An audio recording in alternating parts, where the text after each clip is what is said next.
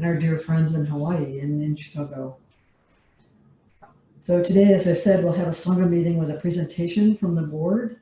But first, I want to offer a brief introduction and a bit of context. Right now, we seem to be waiting for something. Maria Popova highlighted the book Delayed Response by Jason Farman, who writes, "Waiting isn't an in-between time. Instead, this often hated and underappreciated time has been a silent force that has shaped our social interactions. Waiting isn't a hurdle keeping us from intimacy and from living our lives to the fullest. Instead, waiting is essential to how we connect as humans through the messages we send. Waiting shapes our social lives in many ways, and waiting is something that can benefit us. Waiting can be fruitful. If we lose it, we will lose the ways that waiting shapes vital elements of our lives like social intimacy, the production of knowledge, and the creative practices that depend on the gaps formed by waiting. Waiting, as represented by silences, gaps, and distance, allows us the capacity to imagine that which does not yet exist, and ultimately innovate into those new worlds as our knowledge expands. Day after day, as we wait for the things we desire, we become different people. In the act of waiting, we become who we are. Waiting points to our desires and hopes for the future. And while that future may never arrive and our hopes may never be fulfilled, the act of reflecting on waiting teaches us about ourselves. The meaning of life isn't deferred until that thing we hope for arrives.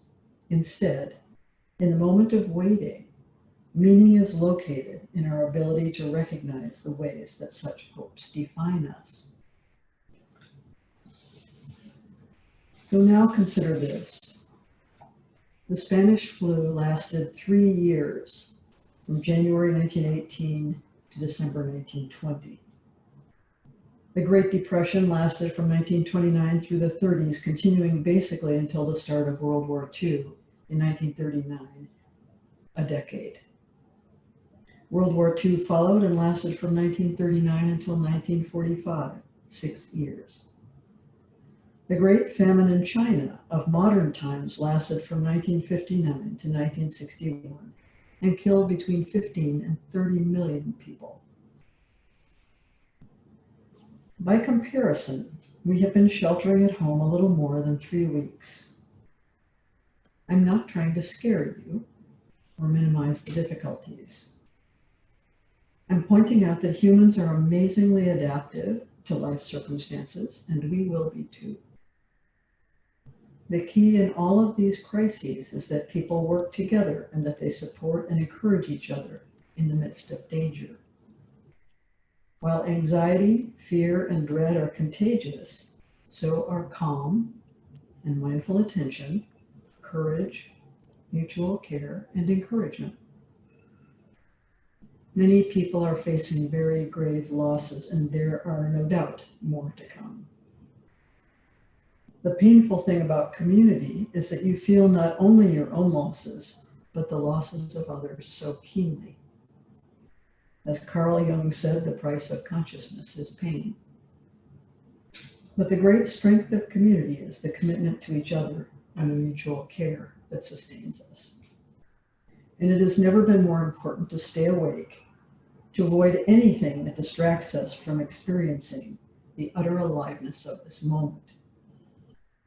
We cannot control the circumstances we find ourselves facing, but we can manage our own mind and heart and body so that we are strong and resilient in the face of them. In this way, we serve our vow and become a resource for others. Our purpose as a community is not sitting in meditation, although that is a central practice. It is not achieving exalted states of consciousness, not worship of a deity or even the Buddha.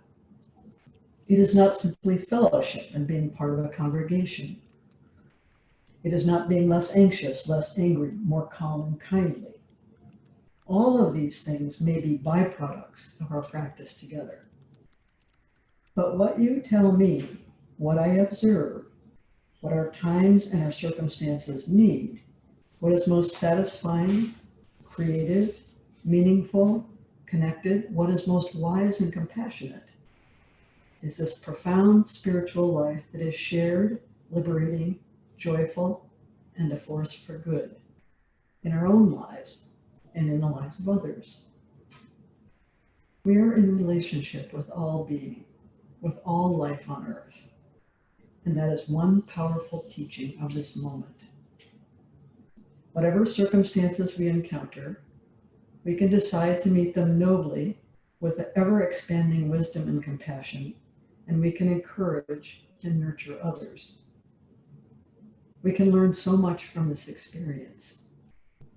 Whatever is running through your mind, masks, groceries, news items, anxiety, uncertainty, is also running through others' minds. And you can use that knowledge to connect in ways that amplify the dread and panic, or you can choose to foster awakeness and courage and resilience. Zen is not a superficial, feel-good mindfulness balm for troubled egos. It is truly a matter of life and death. Because the Buddha understood just how powerful that meeting is, he emphasized the importance of Sangha, knowing that these profound teachings are strong medicine, and they can only be expressed and conveyed together. We need each other to fully realize our human lives, to regulate our nervous systems, and to find mutual support and care. But we are not here to be relieved of our own suffering. We are here to liberate ourselves and every other living being in the middle of it. So we are sheltering in place. But that place is spacious, given the technologies available to help us stay connected with each other, with our families, and with the larger world.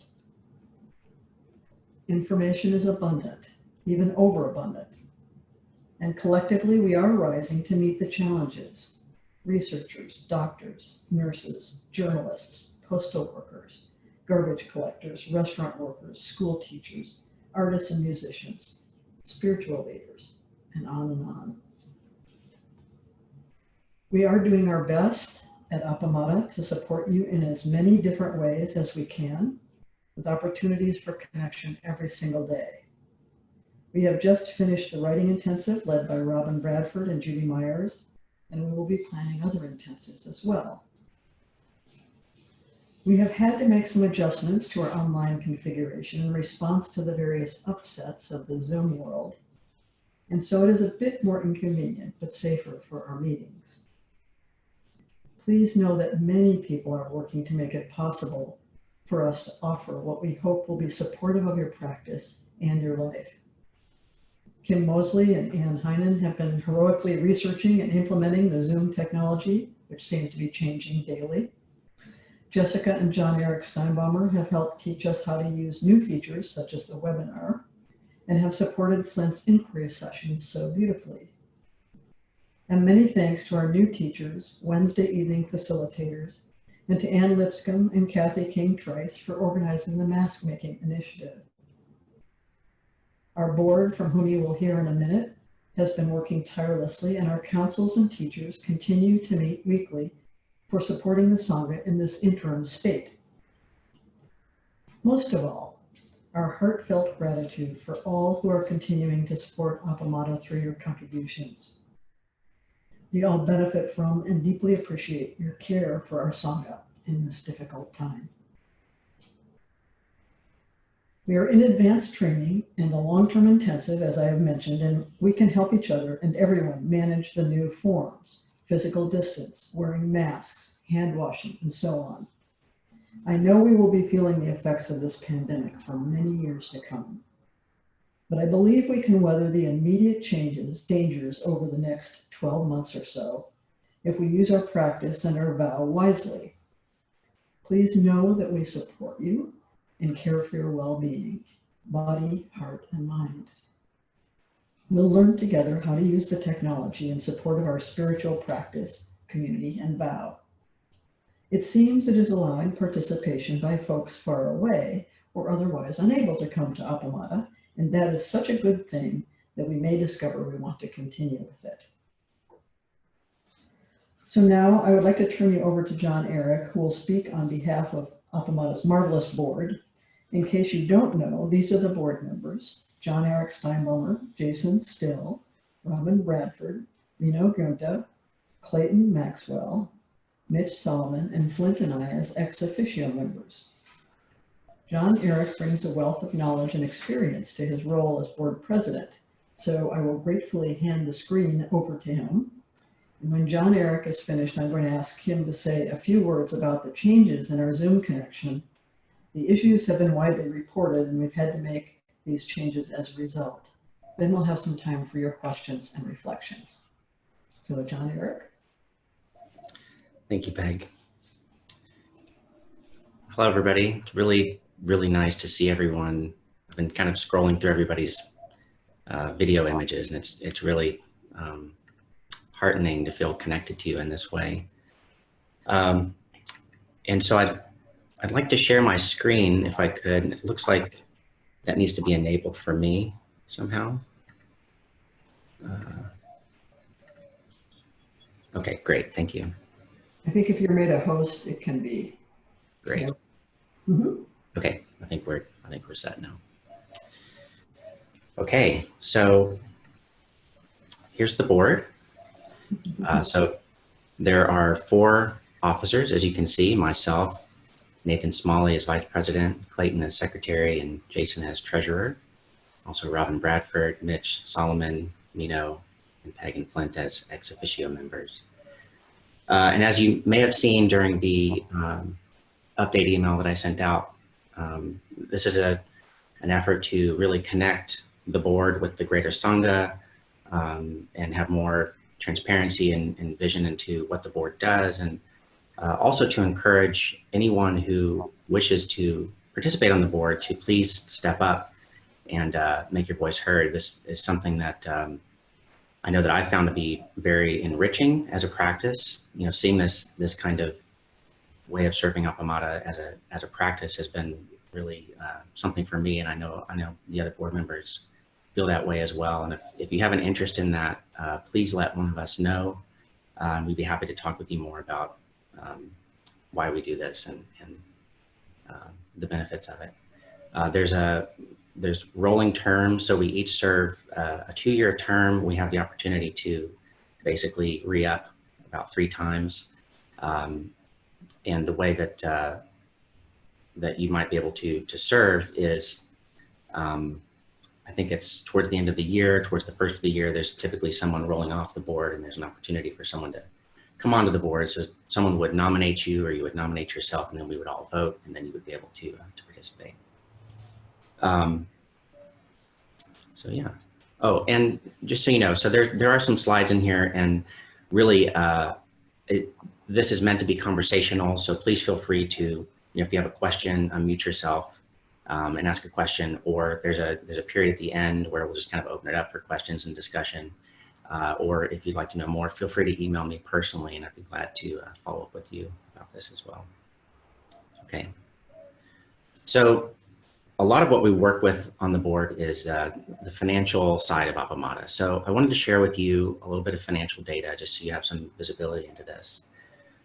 So what you're looking at here, Jason Still graciously helped put this data together. He's the treasurer. These are our year-to-date quarterly contributions. So these are general Dana contributions. And it's wonderful to see that the bar on the right there is last year at this time, the bar on the left is this year at this time, and we can see that we are ahead over year with donations. So that's wonderful. Thanks to everyone for that. And many thanks to Joan Harmon, the previous board president, for her work and helping make this happen as well. So I have the note here that there are other income sources in addition to, so this is again just general Donna contributions. We also have other income sources like the March Intensive, other offerings such as that. Also Donna for the teachers, and the senior teacher offerings, so things like practice discussions and that sort of thing. So there are other income sources, but primarily this is a Donna supported organization. So contributions are up. That's good news. And then just a little bit of insight into our expenses. So you can see that, and as I mentioned on the update email, our expenses are about $100,000 per year. And we're currently covering all of our expenses. So that's also great news. This is something that we, at every single board meeting, we go through this. So we go through our entire balance sheet, our profit and loss, and that sort of thing. So we're closely monitoring all of these things and making adjustments where we need to.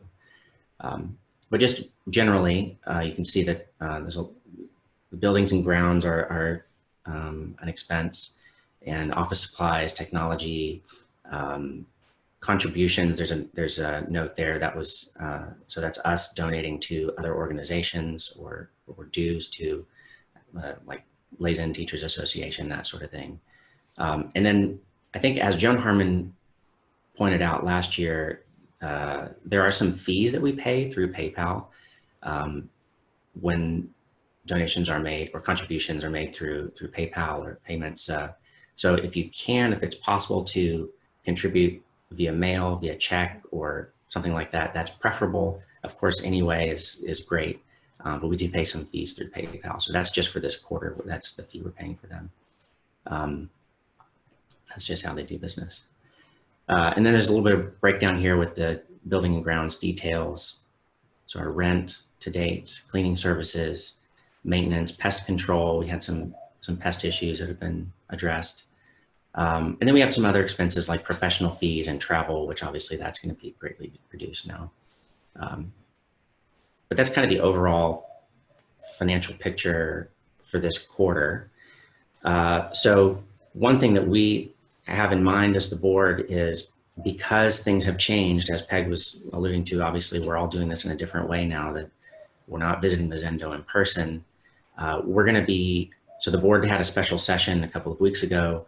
We're going to be closely monitoring the finances and the contributions, just to see, how this is going to change things potentially. We don't know, but we're going to be, Jason's helping us put in place some other mechanisms to help us watch this much more closely, to see like, where do we need to make adjustments if necessary, that sort of thing, to make sure that we stay in the healthy position that we find ourselves in. John Eric, this is Robin. Do you mind if I add a couple of details? Yeah, please. In case people have questions. Peg, I think very rightly, even though we're not having Louisa, the housekeeping person, come to clean, the board decided to go ahead and keep paying her. So know that that is embedded in probably as of a couple weeks ago, the cleaning services. So we're still supporting her for her good service and commitment, and we're committed to her. And then also, folks may not know, this is very transparent, but it may not be something you've thought about.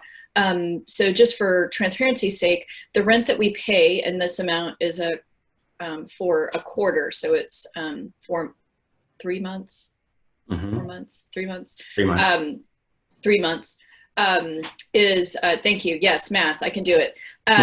So Appamada, a nonprofit organization, that entity pays Peg rent for the buildings that she owns. And we did research a year ago and then re-looked at numbers this year to see whether we were paying a market rent.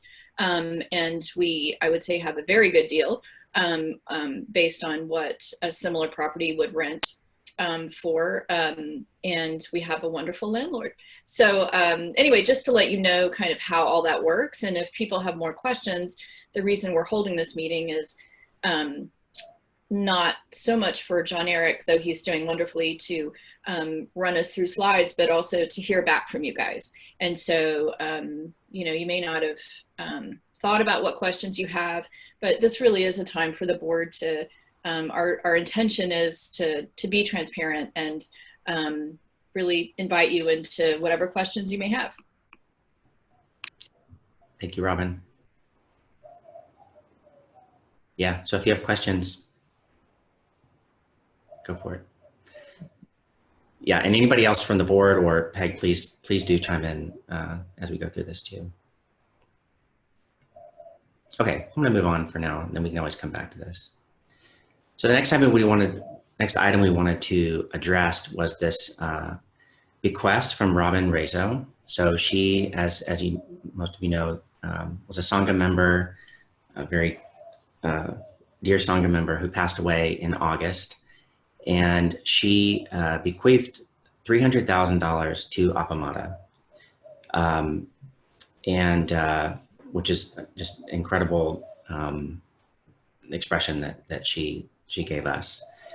And so it took a while for these funds to actually arrive and materialize, but once they did, actually, Peg and I went to the bank and put it in our Appamada savings account. So this happened, we were there, I think the very last day that the credit union was open. So it was like the check came, we were like, we have to do this. So we went to the credit union, got it in there. So it's there and it's secured. So it's right now it's sitting in the savings account, not being touched or anything like that. But there is there's a bequest finance committee that's met one time to talk about, you know, once we knew that this was coming, to talk about, well, what do we do with this this gift? And that has kind of, I think with everything that's happened, that conversation has stopped for now. So I think right now, while things are so volatile, the idea is that we're just going to keep that in savings. It's, you know, it's kind of there if we need it, you know, depending on what happens.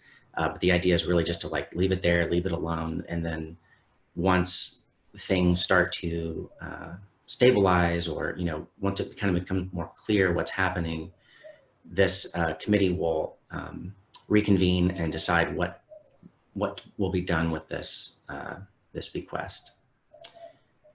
Anything, I don't know, Peg, you wanted to add anything to that, or anyone else from the board wanted to add to this, or if anybody has questions about that, we can certainly discuss this. This has just been a tremendous gift to our Sangha as a way of ensuring our stability and sustainability. So wise management of it is, of course, our first priority, but it's wonderful to know that Robin had that intention and that she cared for us this way. I'd like to add, this is Robin Bradford, that the bequest committee met at length. We actually met for an entire afternoon while Joan was president at the end of last year, when we became aware that a sizable gift would be coming from Robin Rezo's estate. And included in the group were myself, having worked at Austin Community Foundation and worked with people in setting up bequests that would be charitable donations after their passing. And then also Charlie Scarborough, who has been part of our community and also has spent his career in both finance and charitable giving for various local hospitals. And prior to that, he actually worked in banking and finance. And so the group set up, there was a little, and John Eric was there as well.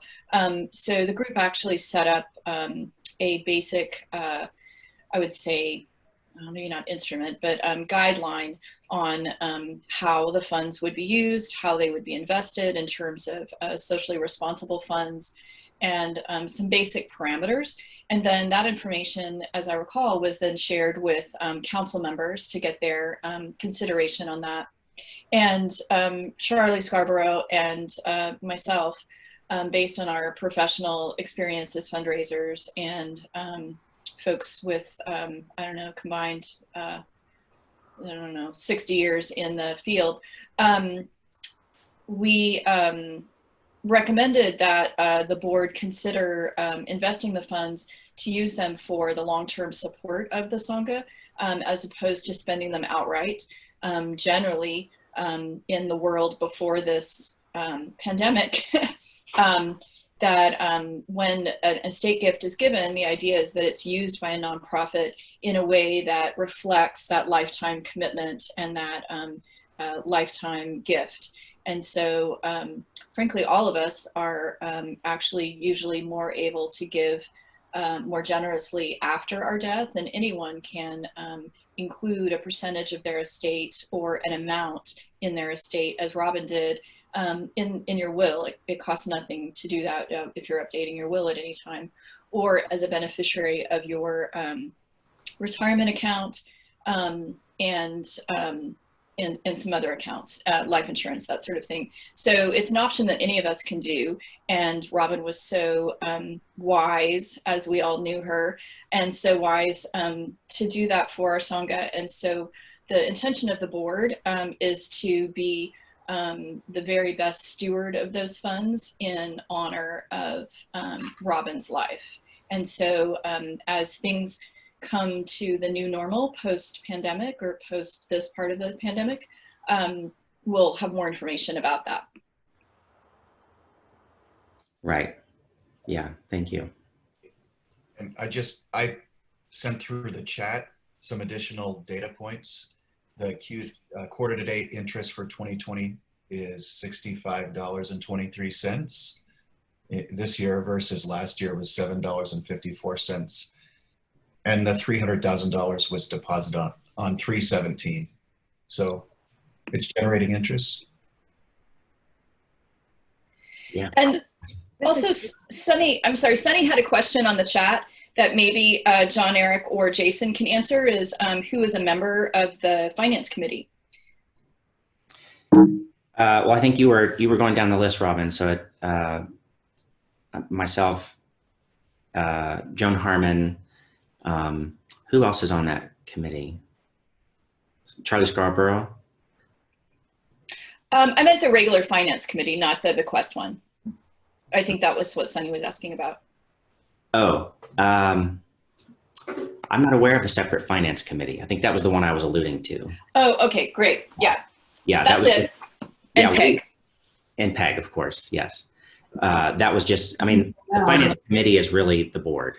Yeah. But this was a separate meeting of people with this, like you said, Robin, this like specific knowledge about bequests and finance and that sort of thing, just to just start to talk about like, what do we do with this?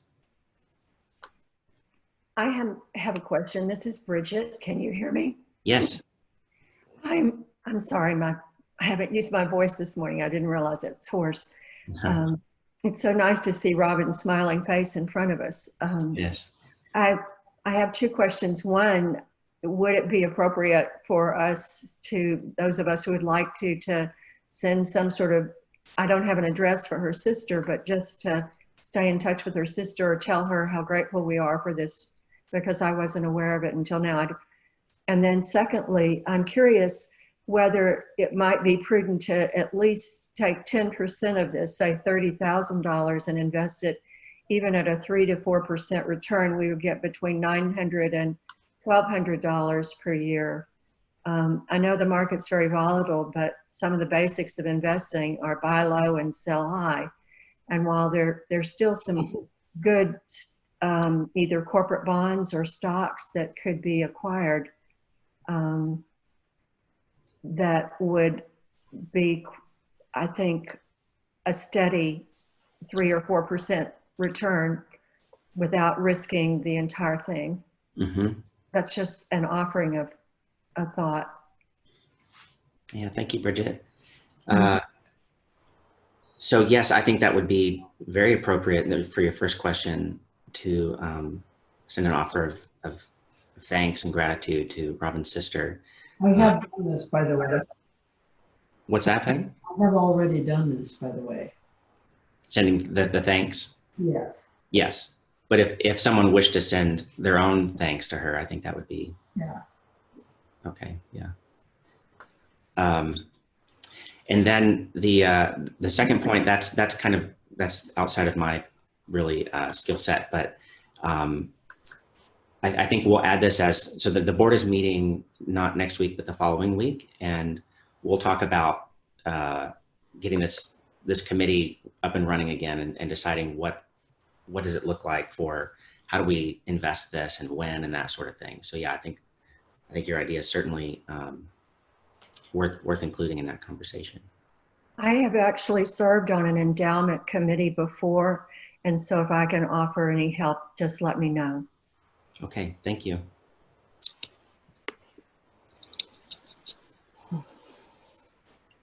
Okay.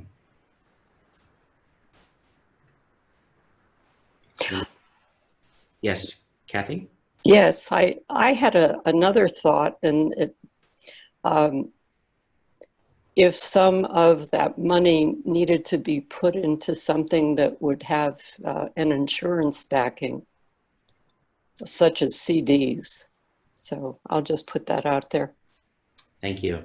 Yeah, and that's why we put it in the savings account at the University Credit Union currently, because it's insured by the FDIC. And no, it's insured by the credit union insuring agency. So there's a separate one for credit unions.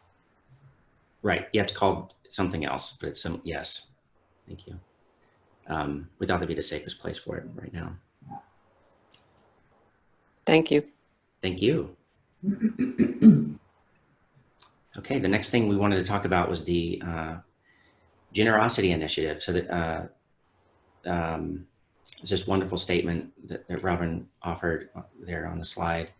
And this is something that I know that was communicated to the Sangha as a desire led by Peg and then the board. We spent a day in the summer conducting an appreciative inquiry to talk about, what is a model of long-term financial sustainability that's in alignment with the Buddhist teachings. And we all felt that this would be the way to do that. So the generosity model moves us away from an exchange mindset towards a way of generously supporting the Dharma for ourselves, the Sangha, and for the whole world. So essentially this moves us away from the idea of, I'm paying money to get something in return. And the idea would be more aligned to, if you wanted to participate, this opens us up to, people who maybe had to apply for a scholarship, or people who are from outside the Sangha, maybe, couldn't afford to pay for an offering, could do so. And it also gives us the opportunity to feel the generosity of giving that experience to someone else. And also when we want to participate in an offering, we can feel the generosity from someone else having paid for our place to be there. So that was kind of the spirit of this initiative. And we have another committee, Generosity Initiative Committee, who has been meeting monthly to talk about how to get this up and running and implemented and move us as an organization towards this model. And due to everything that has happened, we've made the decision to just go ahead and move into this right now. So essentially, we're on a Dana-based system for the near term. So this is something, again, that the board is going to be monitoring to see what the impact of this is moving forward. But just based on the need, and just because it just feels very prescient to do so, all of our programs are currently on a Dana-based model. So this will be, any kind of future offerings will be along these lines. And other board members or Peg, please do add to this if there's something else you'd like to offer with this. I would, go ahead. Go ahead, Robin. I wanted to add that the board that met last summer included Joel Barna and Joel Barna and Joan Harmon. And I think that's the only board members that rolled off. So just to know that those, the two wonderful leaders in our community were part of that discussion last summer that was a day long and very, very intensive. And and the other thing I wanted to add is, it is very kind of you, but completely unnecessary and inaccurate, actually, John Eric, for you to put my name there, because that statement, though I ended up writing it, it literally was written by everyone who was on the board last summer. So there are ideas that I distinctly remember Joel, I can hear him saying, and Clayton and Joan. And so just know that that statement and the longer generosity initiative statement was very informed by everyone on the board, as well as Peg contributed some teachings of the Buddha and some further kind of, what would you call that? Analysis of the teachings, more contemporary. And it just, I have to say that at that summer meeting, I was one of the board members. As a fundraiser, I was frankly very suspect of a generosity initiative. It seemed it's completely opposite of a fundraising mindset but it actually, I came to it and am very excited about it. And I know for myself, being able to just decide that I'm going to give a certain amount each month makes it super easy. And you know, it means I kind of have to take an action to make that stop. And that's, that feels good, because I feel like the Sangha is here for me all the time, and the teachings, and Peg and the other teachers. And so I love being able to just give on a regular basis. So for some people, it makes more sense to do that as a check, or, you know, or you can cover credit card fees, you know, yourself. I think it's probably 4 or 5%. Mm-hmm. Yeah, thanks, Robin. Well, and I know we all wrote this, but you pulled it together so well. So I do want to give you credit for that. Not needed, but thank you.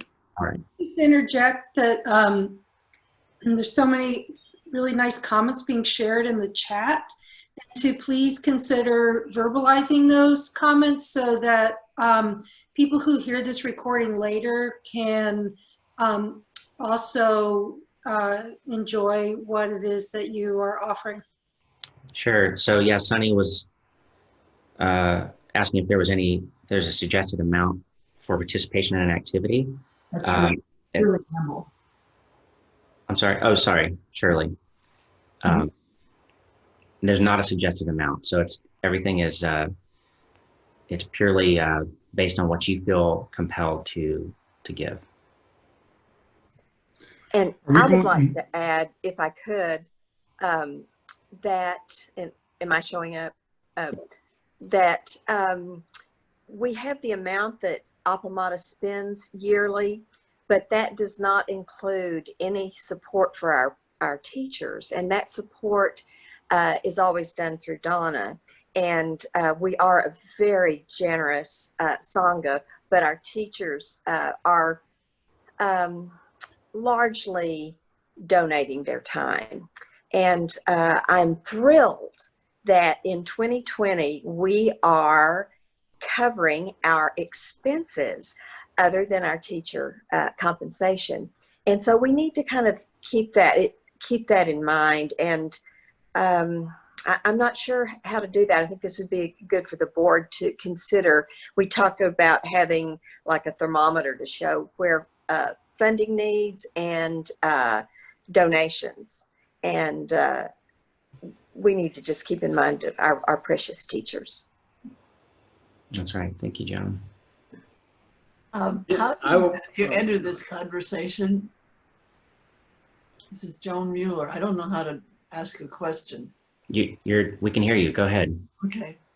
Well, it's a question for regular participants, not for financial wizards. But when we contribute monthly, but also there are categories, and I don't know what the difference is when you, it says you support Appamada's teachers with tax-deductible gift, and how you would like your contribution shared. So just in a regular monthly giving, would I divide it between the teacher and the Sangha, or do you do that when you're taking a class or when you want to give an appreciation? Can you give some kind of just an overview for people how to figure this out? What's the most useful? Who needs it? Who needs it? Pardon. Yeah, I can offer my thoughts, and I'd love to hear from others as well. But essentially, it's as Joan alluded, the teachers who are offering a course are doing so largely on their own. They're not compensated for that time unless someone gives them a contribution specifically for them. So if you think about offering a program and you give a contribution towards that program, it goes into kind of the cost for conducting that program and also just kind of the general Appamada fund. And then if you'd like to make a contribution to the teacher specifically, you can do so on its own right. So you can give, for example, and say, I'm giving this much for the offering, and then this much I want to go to this teacher. So it would go straight to them. Does that make sense? Yeah, but I mean, in giving a regular monthly donation, how would you divide it, or is that? You can, yeah, you could. And then you would say which teacher? I mean, it gets really. You don't necessarily have to do that. You can say for teachers. And then we'll be pooling that.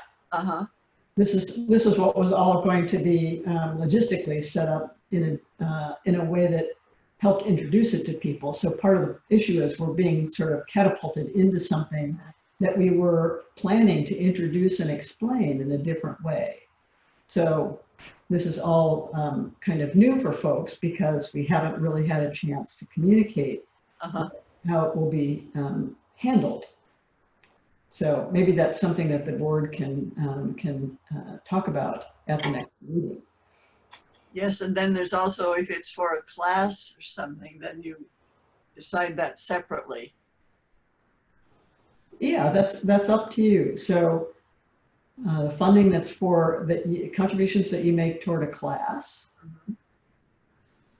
you just indicate that it's for a class if you want to make a contribution for a particular thing.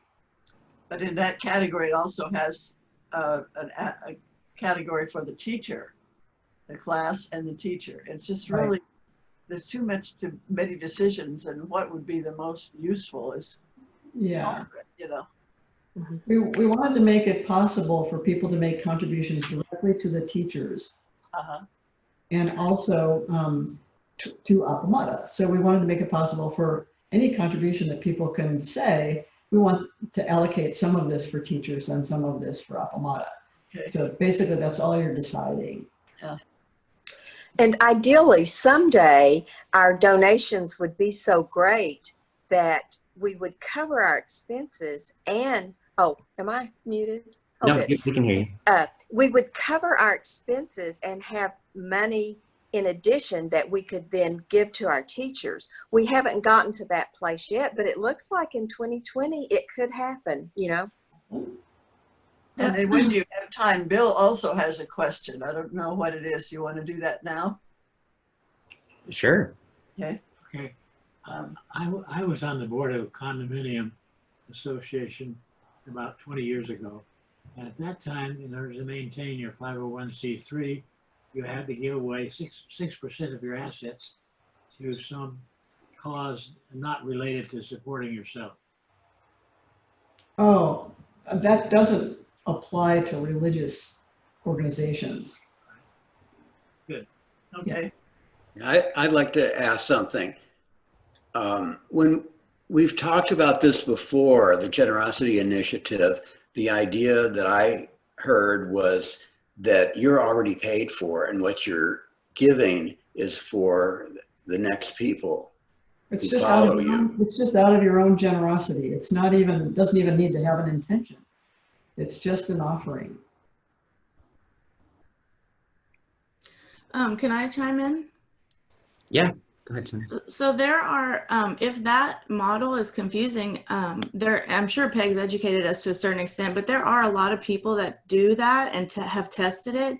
And particularly with communities that have the bodhicitta, it's a very, very beautiful way of operating an organization. So just to give it like a vote of confidence around that, because it has been tested. And then the other question I have, and I don't know if it's shifting gears too quickly, but I'm super interested in the creative possibilities that I feel like are opening up for our people, because I think that I know people are acclimating to the digital environments, and there's a lot lost, but there's a lot gained. And I mean, what I'm seeing, because I kind of skate these worlds of design thinking and online facilitation and so forth, I think that the possibilities for the Dharma is explosive. Like it's actually a really exciting time. So I'm curious about the conversation, like Joan, what you were just saying around when it exceeds, like when the operating expenses are established and then we just full on and making in the black, like we're making money. So I was just wondering about is there a way to have a deeper conversation about the collaborative possibilities in this new world that we're in? Because I think that's pretty exciting and there's a lot of potential there. And I would like to participate in that somehow, you know? Yeah, absolutely. And I'm with you on that. I bet. Possibilities of this they're huge. We don't know what they are yet. Yeah. And so I'm super mindful of how people are like, a lot of us are uncomfortable with Zoom and we get screen fatigue and so forth. But even that is going to be, we're going to deal with that creatively as well. So I just want to kind of give people some heartening around that too. Like, it's not eternal. We still will have hybrid experiences where we come together and then we're online, but we're not really going to go back to only a physical space. Like, that's just not what we're doing now anymore. And that, I think that's okay. And I think it actually is good for the Sangha ultimately. So I just want to put that in there. Thank you. Mm-hmm. And so I don't know what channel that would take necessarily, Sunny. That may not be a board initiative. Mm-hmm. But, you know, the council.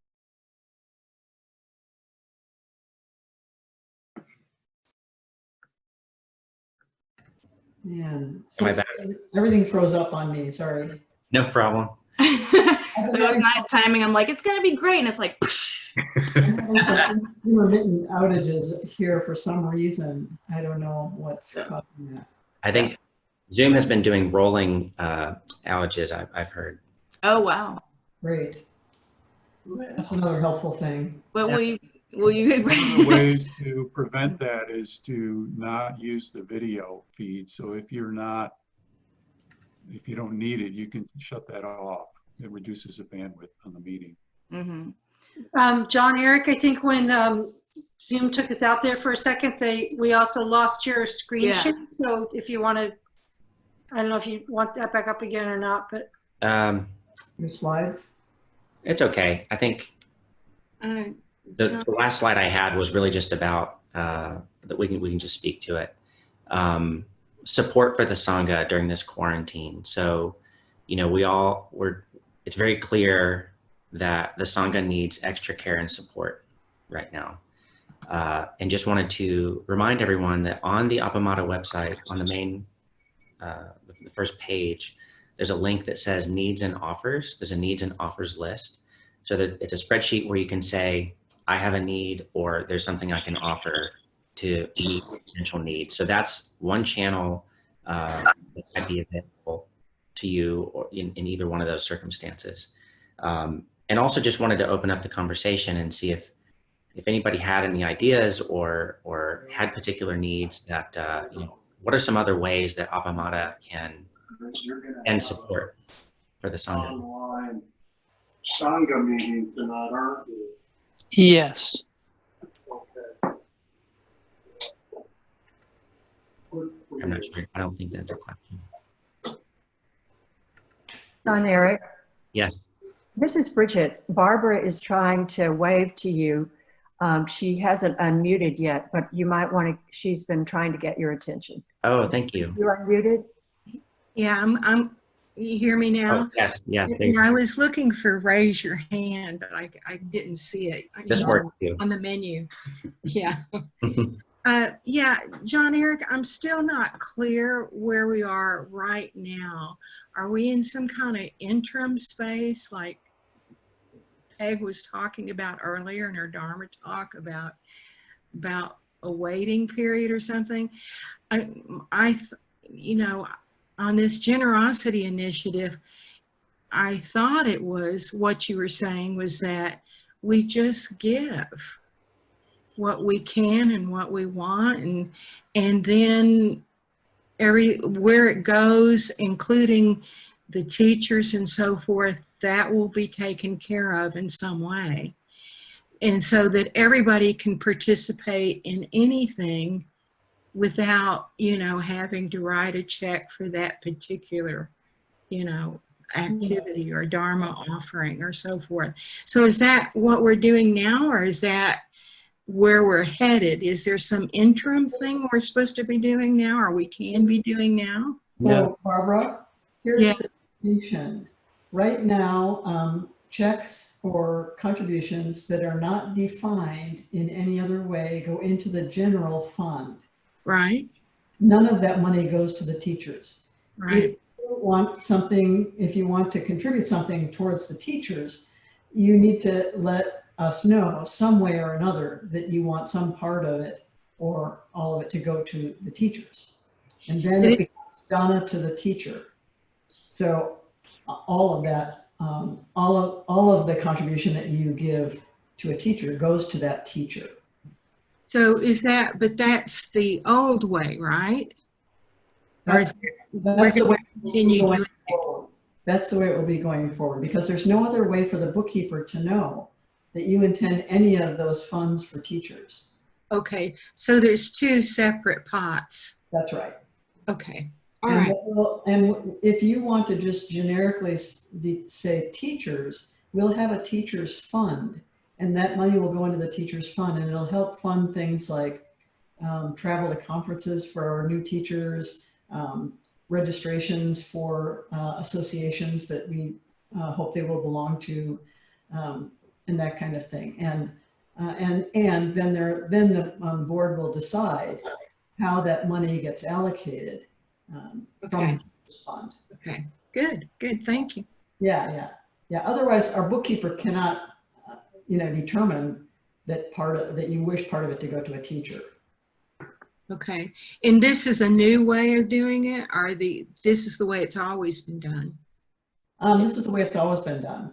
Yeah. And we'll continue doing that. Yeah. We're still using the same mechanisms, through PayPal and so forth. Okay, all right, got it. Great. Well, I think what maybe the other part of your question that's different as of now is that, let's say we have an intensive, whereas we were saying the intensive costs this much money to take the intensive. Now we're on the full, we're offering the intensive, participate if you like, and offer what you feel compelled to give. We're not waiting on that, and that's just due to the current situation. We're doing that now. Yeah, there's dropped program fees of every kind.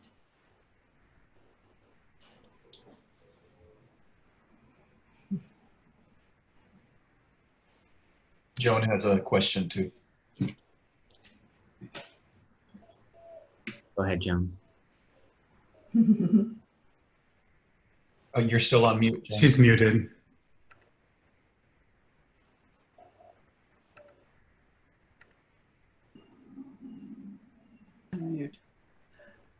You brought up something else about teacher training, or money for teachers could be used for new teachers.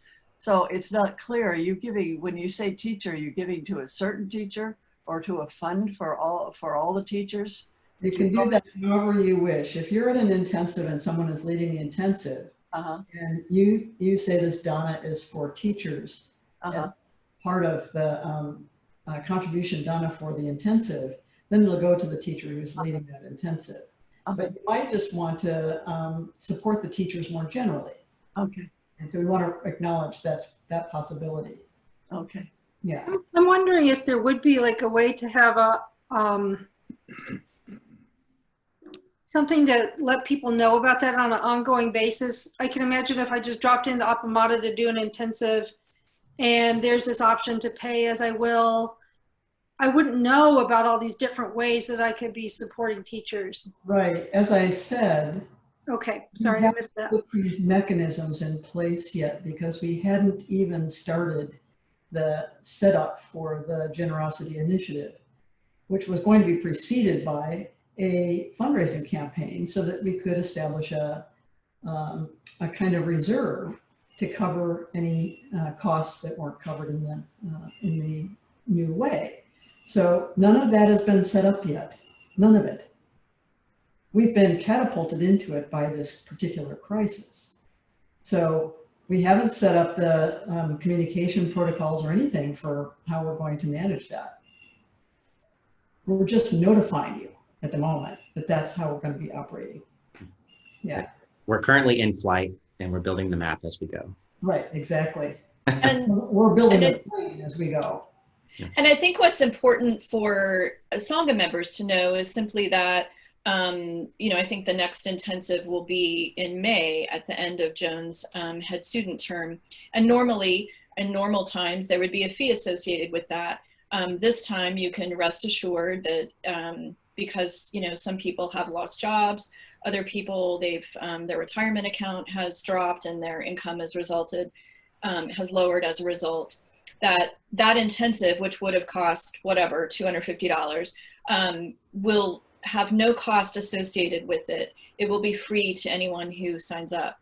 And in turn, we will then have communications in place to invite people to give, to generously give towards the offering of the intensive.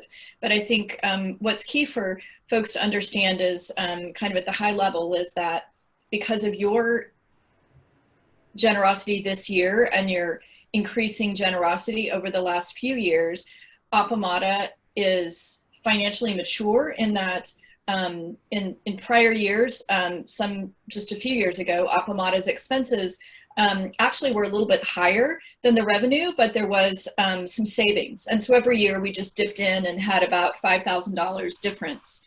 And so a big takeaway is that your generosity already means that the board is confident that we can cover our committed expenses going forward. Like there's nothing's on fire and we're in a great stable position. At the same time, because the Sangha individual members may be themselves not as in a stable financial position, we want to reduce the barriers to entrance if they're financial. And so we already had this generosity initiative kind of developing on a slower track, but the opportunity and urgency related to the confluence of these events are being able to pay our bills without any concern.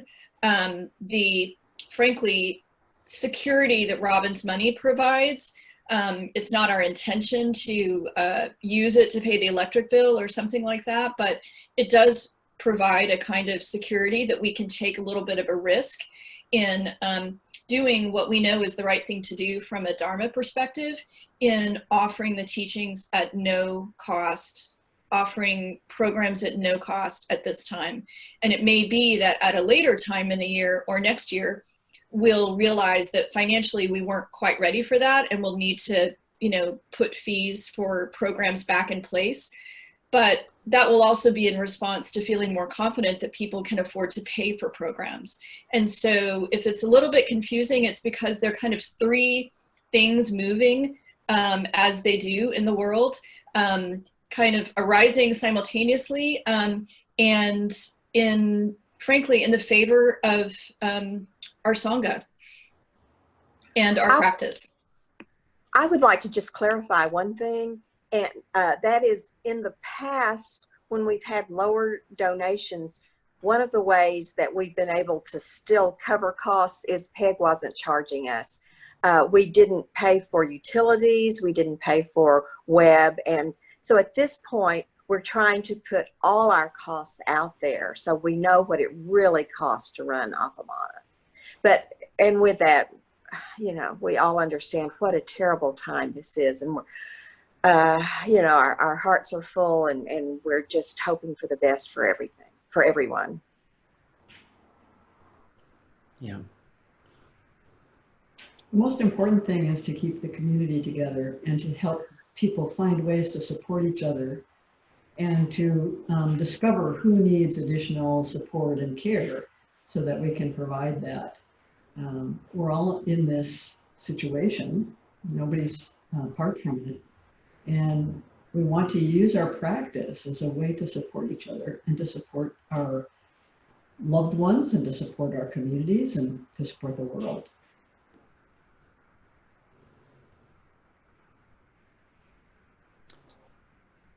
Yeah, so if there are other areas where you feel like Appamada could be supporting the community in other ways, please let us know. You can send me an email or speak to the councils or Peg, of course. Okay, well, looks like we have about 6 minutes left. Anybody else would like to have a question or comment on anything? More general reflection of some kind.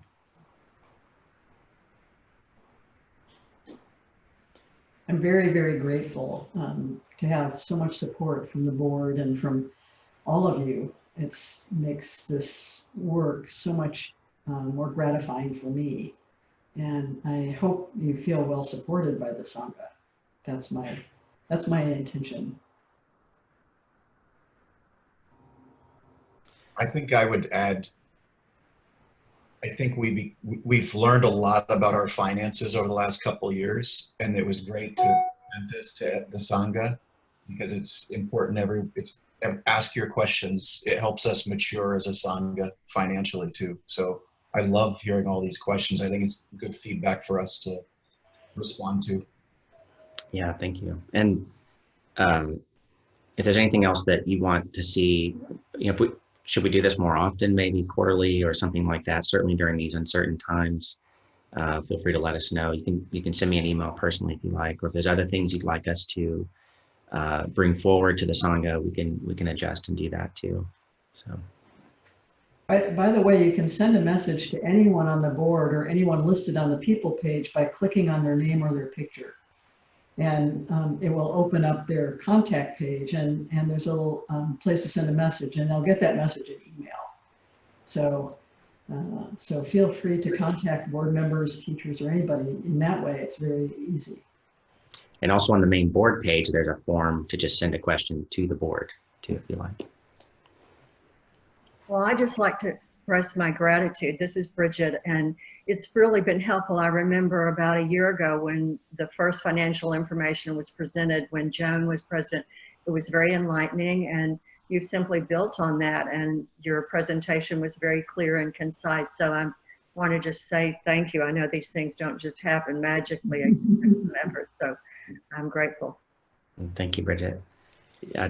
This is Robin. I have one thing, just a point of clarification. It won't actually affect us right now, but the fact is we don't know what lies ahead. We never did. But one thing that we didn't kind of pull out of that I want to is that the Generosity Initiative is specifically for those programs that occur at or through Appamada where additional residential expenses aren't incurred. So for example, the annual residential intensive, that would not be, we could not at this time, maybe in some future reality, but at this time, we do not, the board does not see the opportunity to offer a residential intensive with a Generosity Initiative no fee model. And the reason why, of course, is simply that when we have a residential intensive, we have set costs associated with housing and other rental, and then of course food. And that is in the, God, I did one, it's in the thousands and thousands and thousands of dollars. And so just to clarify that that's one exception, and it's an obvious one, but it might not be because we don't actually have a residential intensive planned until probably January. But just so that that helps your thinking, that's one item that would not be included and would have a regular set fee and perhaps would have scholarships. But so the board thinks through these kind of things, and that's the role of the board, as well as receiving some guidance from Peg and Flint as well. And then the other exception is I believe Flint's offerings will have a fee associated with them because he depends on those that income for his livelihood.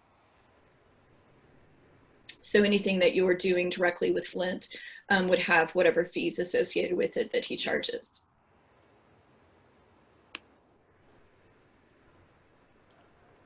Okay, well, we're right at 11 o'clock, I think.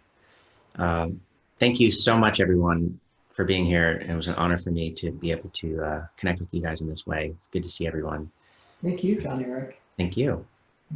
And we'll keep the communication doors open, I hope. So please do let us know if there's anything else you need or any other questions you have. Wonderful. Thank you. Bye-bye, everybody. Okay, I was going to say a word about Zoom. Oh, yes. Kim's going to refresh us on what's happening with Zoom. So yesterday and today, Zoom has changed and they now require a password. But so you could no longer use meeting IDs, because if you use them, you need to know the password. And rather than giving everyone passwords, we've gotten new links that have embedded passwords in them. So just go to the calendar, use the link there, and it will be all invisible to you. You'll be sending the link and the ID and the password all in one click. So that's basically what you need to know. And it seems to be working because we have 34 people. Many thanks to you and Anne for getting that all organized this weekend. I mean, it happened suddenly and without warning, so there wasn't. Well, the warning was that it was going to happen today, and instead it happened yesterday. So that was goofy. Yeah, yeah, and in the middle of Robin's intensive, so thank you for getting everything all ironed out with that, because that's non-trivial. Yeah. Okay. Thank you so much for coming. And we'll see you either out walking or online. And I hope you have a wonderful, wonderful day. Thanks, Peg. Thank you.